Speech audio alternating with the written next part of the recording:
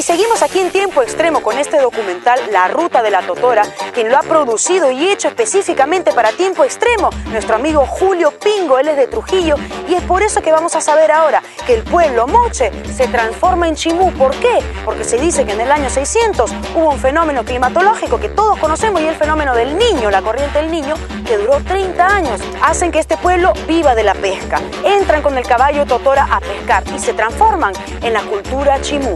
Pero no les voy a contar más porque este documental, que está en exclusiva para Tiempo Extremo, lo va a hacer por mí. ¡Vamos a verlo! Una razón más para creer en las largas travesías marinas mochics es el posible contacto con marinos de otras culturas. Esto no quiere decir de ninguna manera que visitamos otros continentes, pero quizás ellos sí pudieron toparse con nosotros. Veamos, los moche tenían un particular sistema de transmitir conceptos, ya sea objetivos o subjetivos, a través de su cerámica. Cualquier cosa que querían describir, lo hacían a través de ella. ¿Qué nos quisieron transmitir con estos personajes?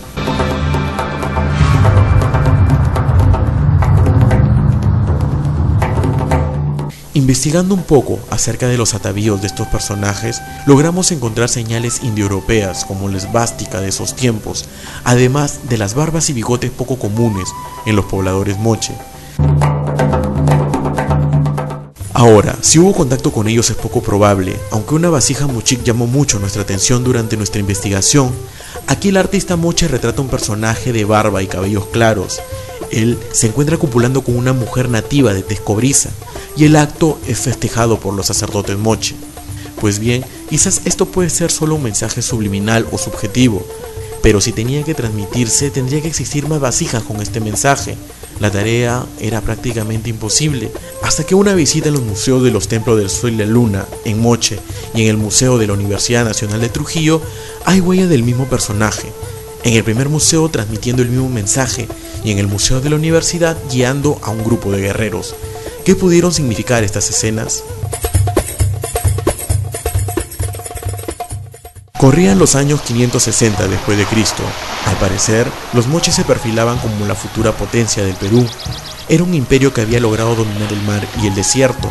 Tenían un poder militar envidiable y su religión era hasta ese momento a toda prueba. Al respecto, es necesario que todos prestemos atención a esta parte de la historia climatológica de la costa norte del Perú. Debió ser algo absolutamente desproporcionado. La versión más devastadora de El Niño. Se sugirió la posibilidad de una catástrofe climática entre los años 560 y 650. Si este fenómeno del Niño fue tan devastador como se asegura, los únicos clanes que hubieran podido sobrevivir hubieran sido los clanes de pescadores. Los agricultores no tuvieron tiempo para reaccionar. En cambio, el mar atrae especies de gran valor nutritivo, como los moluscos, y especies de peces grandes que llegaban con estas corrientes. Y es en esta fase de la historia en que el caballito de Totora decide el destino de todo un imperio.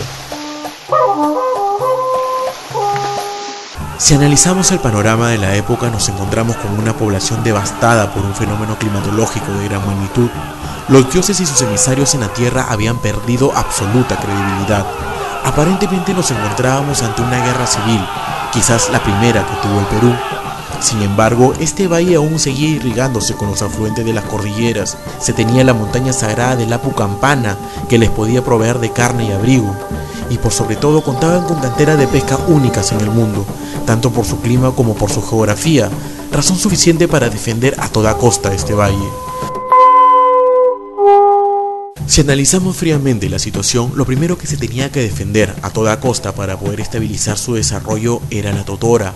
Con ella podían armar nuevamente sus embarcaciones y así tener bien alimentada a la población para que pueda trabajar y defenderse. Podían también renovar la agricultura con la extracción del guano y por sobre todo podían navegar para hacer intercambios comerciales. Es así que para el año 600 en este valle se empezó a construir la fortaleza militar más extraordinaria que el mundo haya podido contemplar. Sus murallas se diseñaron de tal manera que eran impenetrables, contaban con túneles subterráneos para sorprender al enemigo. En la actualidad la conocemos como la Ciudadela de Chanchán y que en sus tiempos cumplió la función de proteger las canteras de pesca, al pueblo y por sobre todo la totora, que coincidentemente se sembraba en la parte más invulnerable de esta fortaleza. Esta estrategia de supervivencia radicalizó todo en el imperio. Cambiaron los dioses, su cosmovisión, su manera de ver el mundo. La diosa Luna, por su influencia sobre el mar y la pesca, pasó a primer plano, siendo la deidad principal en todas las ceremonias religiosas. Es así que nuevamente esta parte del Valle del Perú recuperó su respeto ancestral. La totora nuevamente les había proporcionado el poder económico y desarrollo social, fertilizaron nuevamente los campos y en poco tiempo volvieron a ser un imperio. A esta nueva cultura de supervivencia, los arqueólogos la denominaron Chimú.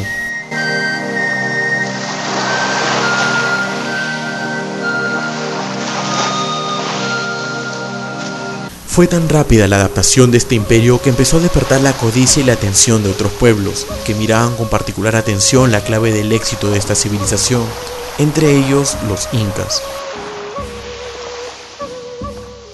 Las primeras grandes estrategias de guerra en el imperio incaico se le pueden atribuir al inca Pachacútec. Fue él quien decidió expandir el territorio inca a límites insospechados. Pachacútec era muy inteligente y sabía del poderío Chimú. Esta vez no se enfrentaba a un pueblo de gente nómada, se enfrentaba a un verdadero imperio. Los primeros tambores de guerra replicaron en la fortaleza de Paramonga. Pachacútec había convencido a otros pueblos para unidos sitiar a los chimús. Iba a ser muy difícil, todos habían oído de las infranqueables murallas chimús, pero esta vez tenía un líder recio y decidido. Las batallas para sitiar Paramonga habrían durado entre 3 a 5 años, y en ella perecieron más de 20.000 incas, entre ellos el gran Pachacútec. Fue Túpac Inca Yupanqui quien retomó la conquista de los chimús, luego de la muerte de Pachacútec. En su primer intento no tuvo ni siquiera la oportunidad ni de ver las plumas de los reyes chimús.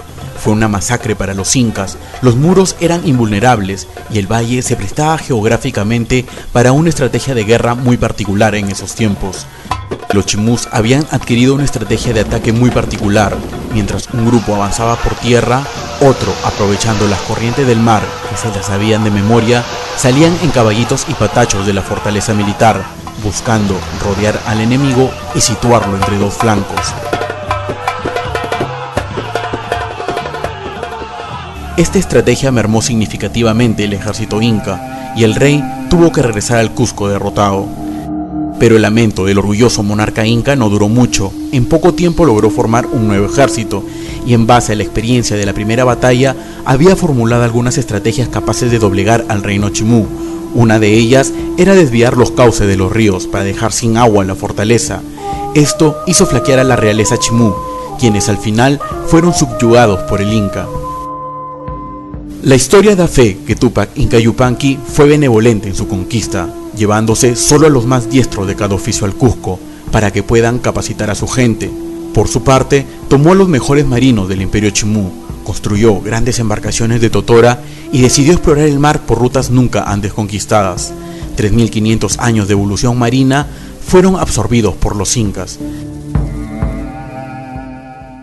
Pero el yugo inca apenas duró 132 años. En 1532, un puñado de hombres blancos y barbudos asomaron por las costas del otrora reino chimú. No llegaban por casualidad, su encuentro con nativos de otras regiones que poblaban la zona ecuatorial les había hecho saber que en esta parte del Perú existían reinos en que el oro y la plata eran algo común. La codicia de los españoles pudo más que el miedo. Sabían que los incas no pudieron someter del todo a los chimús. Es imposible romper 3.500 años de bagaje cultural en un solo siglo. Sabían que los mismos incas estaban divididos y por sobre todo tenían la leve sospecha que gente como ellos ya habían llegado en siglos anteriores y su confusión con seres divinos era algo natural para los nativos de las costas. Los dioses siempre provenían de los mares. Es así que no desaprovecharon esa oportunidad y tuvieron muchos aliados para vencer a los incas, quienes no pudieron hacer nada para evitar su aniquilación.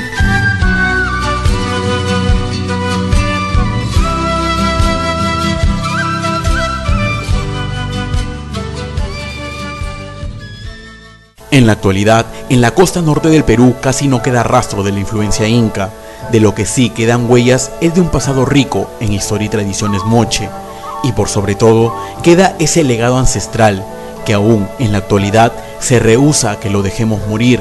Un legado de miles de años que forjó la vida de muchos pueblos, de gente orgullosa y agradecida de lo que los dioses designaban, y es ese orgullo lo que los hacía indomables, libres y herederos de un espíritu puro y limpio, un espíritu que solo caracteriza a los verdaderos hombres de mar.